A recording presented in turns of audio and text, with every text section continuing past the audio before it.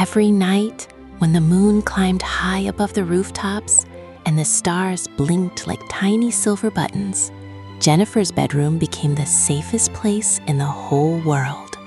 Her blanket was soft, her pillow smelled like clean laundry.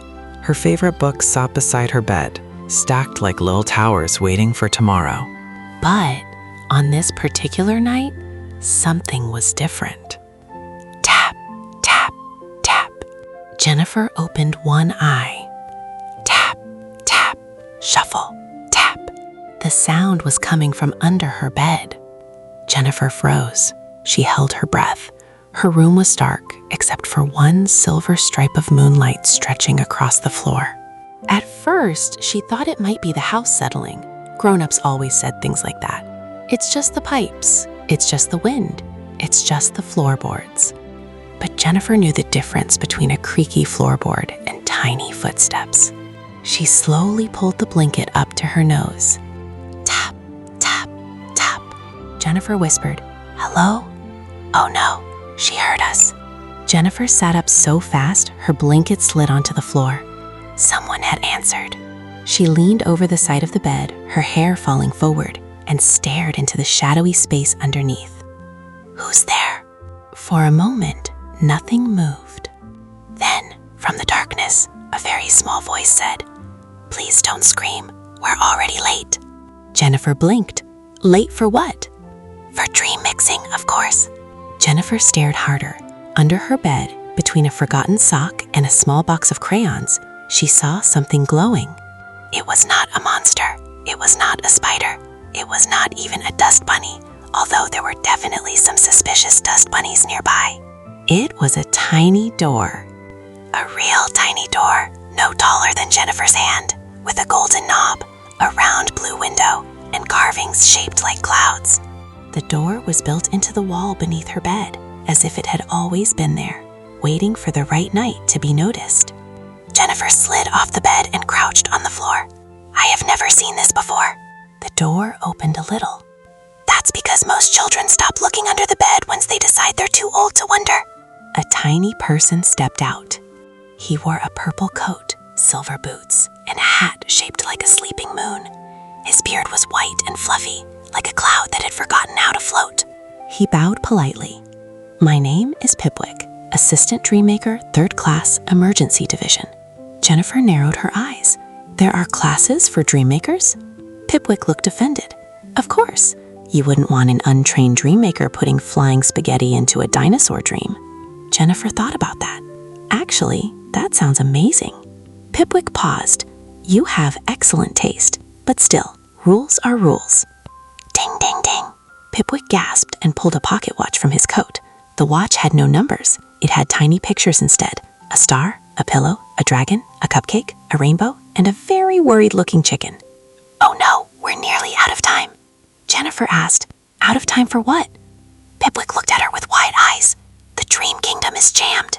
Jammed? Yes, stuck, blocked, frozen, tangled, completely pudding-brained. Jennifer frowned. Is that serious? Pipwick nodded. Very. If we don't fix it before midnight, children everywhere will have boring dreams. Jennifer gasped. Boring dreams were serious. Pipwick continued. No flying castles, no glowing whales, no secret libraries, no brave quests, no talking cats with detective hats. Jennifer placed one hand on her heart. That is terrible. Pipwick nodded gravely. Exactly. Then he looked at Jennifer carefully. You heard the footsteps. You saw the door. That means the door chose you. Jennifer looked under her bed, then back at Pipwick. Doors choose people? The important ones do. Jennifer swallowed. She was a little scared, but she was also curious. And curiosity, as Jennifer had learned from every good story, was often the first step into adventure. She whispered, What do I have to do? Pipwick smiled. Come with me. Jennifer looked at the tiny door. I'm too big. Pipwick snapped his fingers. Sparkle whoosh. Suddenly, the room stretched upward, or Jennifer shrank downward, or maybe both happened at once. Her bed rose above her like a giant wooden bridge. Her slippers became as big as boats. A dust bunny rode past like a fluffy tumbleweed. Jennifer looked at her hands. She was tiny. This is extremely cool. Pipwick grinned. Hurry. Together, they stepped through the tiny door. On the other side was a staircase spiraling down, down, down beneath the house. The walls glowed with soft blue light. Tiny stars floated in glass jars. Golden pipes carried whispers. Silver roots twisted through the ceiling like sleeping dragons. Jennifer followed Pipwick carefully. With each step, she heard faint sounds. Laughter, ocean waves, a rocket countdown, a puppy barking, a crowd cheering, a gentle lullaby. What are those? Jennifer asked. Pipwick smiled. Dream ingredients. The staircase ended at a huge underground city. Jennifer stopped and stared. Beneath her bed was a kingdom. Not a dusty, dark, creepy kingdom. A glowing, beautiful, impossible kingdom. Crystal towers rose from soft clouds. Rivers of silver light flowed through the streets. Tiny trains carried bundles of moonbeams. Floating gardens bloomed with flowers shaped like stars. Everywhere, little dream makers hurried with baskets, scrolls, paintbrushes, jars, ribbons, feathers, and glowing bottles. Above the city hung a huge glass dome, and beyond it, Jennifer could see thousands of glowing bubbles drifting in the dark. Are those dreams? She asked. Pipwick nodded. Every child's dream for tonight. Jennifer smiled. She saw a bubble with a pirate ship sailing through clouds. Another had a girl riding a comet. Another showed a tiny dragon trying to bake cookies and sneezing fire into the flour. That one looks dangerous, Jennifer said. Pipwick nodded. Delicious, but dangerous. Suddenly, a loud alarm rang through the kingdom. Bling, bling, bling. Dreammakers gasped. Lights flickered. The river of silver light slowed until it looked thick and sticky. Pipwick grabbed Jennifer's hand. This way. They ran across a bridge made of woven moonbeams and entered the great dream factory. Inside, the factory was enormous. Gears turned slowly in the ceiling. Giant mixing bowls spun on silver platforms. Paintbrushes dipped themselves into colors Jennifer had never seen before. Giggle Gold, Thunder Purple, Sleepy Green, and Brave Blue. At the center stood the biggest machine of all. It looked like a clock, a music box, a telescope, and a cake mixer had all crashed into each other and decided to become important. That, said Pipwick, is the Dream Heart engine. The engine coughed. Clunk, wheeze, pop.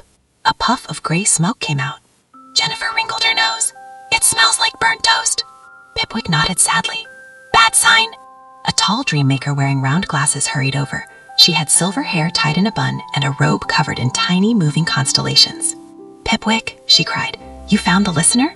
Pipwick pointed proudly at Jennifer. Yes, head dream maker Luma. This is Jennifer. Luma bowed.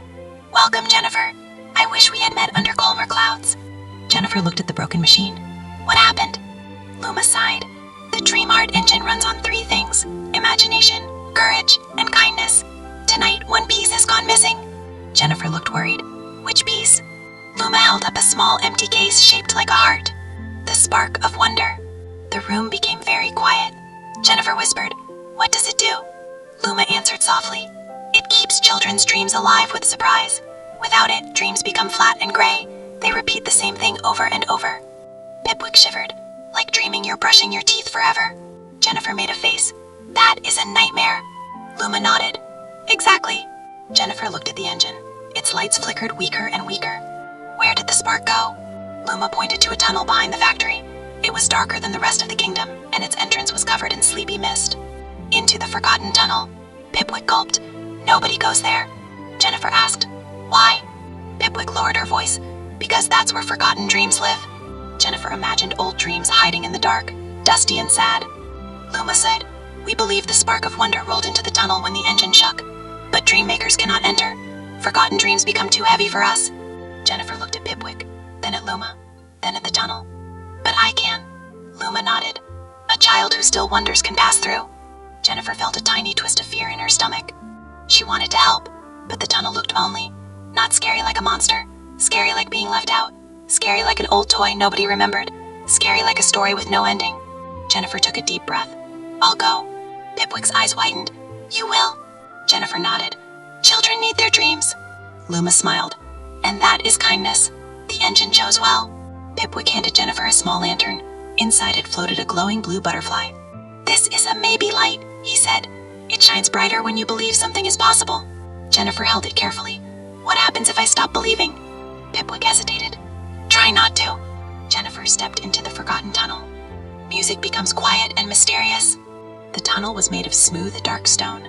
On the walls were drawings that moved slowly, like memories underwater. Jennifer saw a rocket ship half finished, a castle with no door, a song with no singer, a puppy made of clouds waiting beside an empty chair. Jennifer whispered, "These are forgotten dreams." Pipwick nodded, staying close behind her. Dreams children gave up on, dreams they thought were silly, dreams they forgot when they grew too busy. Jennifer felt sad. She reached out and touched the drawing of the cloud puppy. The puppy lifted its head and wagged its tail. Soft and magical chime. The maybe light glowed brighter.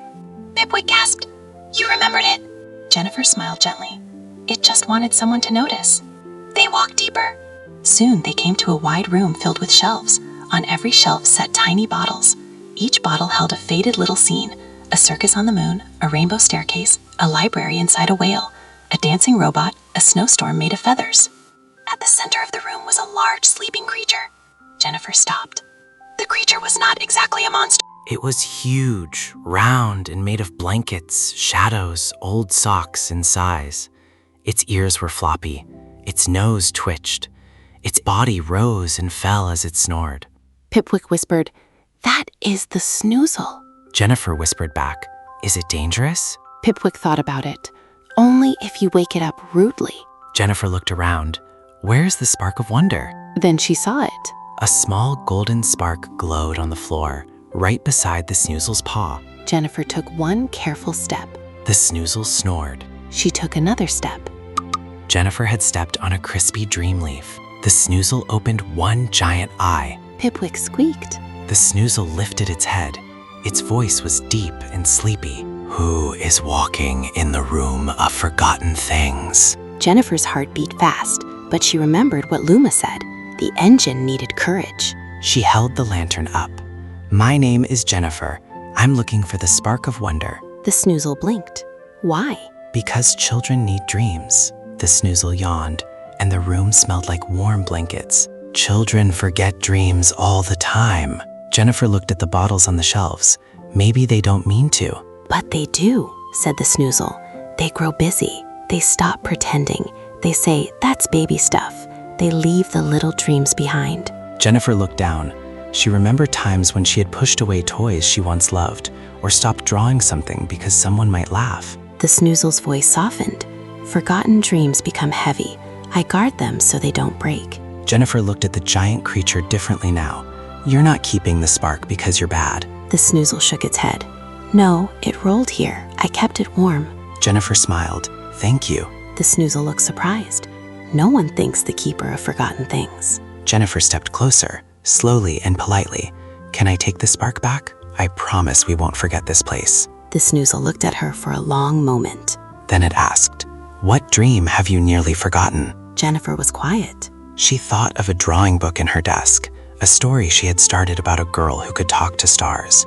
She had stopped writing it because the first page wasn't perfect. I wanted to write a story, Jennifer said, but I thought maybe it wasn't good enough. The maybe light glowed brighter. The snoozle leaned closer. Did the story want to be perfect? Jennifer thought, no, I think it just wanted to be finished. The snoozle smiled, and it was the softest, sleepiest smile Jennifer had ever seen. Then remember it. Jennifer nodded. I will. The snoozle lifted its paw. Jennifer picked up the spark of wonder. The golden spark floated above her palm. It was warm, like sunlight through curtains in the morning. Inside it, Jennifer saw tiny flashes of impossible things. Flying books, laughing moons, upside-down waterfalls, and children building castles out of clouds. Pipwick wiped his eyes. Beautiful, very sparkly, slightly emotional. Jennifer giggled. The snoozle gently nudged a small bottle toward her. Inside was the cloud puppy from the wall drawing. Take this too, said the snoozle. Some forgotten dreams are ready to be dreamed again. Jennifer held the bottle carefully. I'll make sure someone remembers. Then the tunnel trembled. Pipwick looked terrified. The engine! Jennifer and Pipwick ran. They hurried through the tunnel as the drawings on the walls glowed brighter. The rocket ship finished itself. The castle grew a door. The song found a singer. The cloud puppy barked happily inside its bottle. Jennifer clutched the spark of wonder and the dream bottle as they raced back into the great dream factory. The dream heart engine was almost dark. Luma stood beside it, her face full of worry. Jennifer! Jennifer ran to the heart-shaped case and placed the spark inside. For 1 second, nothing happened. Then the engine took a deep breath. Whoosh! Chimes, gears turning. Light burst through the factory. Gears spun. Brushes danced. Dream bubbles filled with color. The silver river flowed fast and bright. Dream makers cheered. Pipwick threw his hat into the air. It turned into a tiny firework and then landed neatly back on his head. Jennifer laughed. Luma placed one hand over her heart. You saved the dreams of thousands of children tonight. Jennifer looked at the dream bottle in her hand, and I brought one back. Luma smiled. A forgotten dream? Jennifer nodded. A cloud puppy. Luma's eyes shone. Then tonight, a child somewhere will dream of finding a loyal friend made of clouds. The dream bottle floated from Jennifer's hand and joined the glowing bubbles above the city. Jennifer watched as it rose higher and higher until it slipped through the glass dome and joined the river of dreams. The kingdom began working again. Dreammakers mixed adventures, painted skies, polished stars, folded blankets of moonlight, and packed courage into tiny silver boxes. Pipwick turned to Jennifer. We should get you home before morning. Jennifer looked around the beautiful underground kingdom. Will I remember this? Luma smiled gently. That depends. On what? On whether you keep wondering. Pipwick led Jennifer back up the glowing staircase. The sounds of dreams followed them. Laughter, music, ocean waves, rocket engines, and the happy bark of a cloud puppy. They stepped through the tiny door beneath her bed. Jennifer grew back to her normal size. Her bed looked normal again. Her slippers were just slippers. The dust bunnies were just dust bunnies, although Jennifer still suspected one of them had winked. Pipwick stood in the tiny doorway. Thank you, Jennifer, he said. Emergency Division officially declares you very helpful. Jennifer smiled. That sounds like an important title. Pipwick nodded seriously. Extremely. He stepped back through the door. Good night, Jennifer. Good night, Pipwick. The tiny door closed softly. Jennifer climbed back into bed. She pulled the blanket up to her chin and looked at the floor. For a moment, she wondered if it had all been a dream. Then she saw something on her bedside table. A tiny silver feather. Beside it was a little note written in glittering blue ink. Dear Jennifer, please continue your story about the girl who talks to stars. The stars are waiting. Jennifer smiled. She picked up her notebook and opened to the first page. Outside, the moon watched quietly.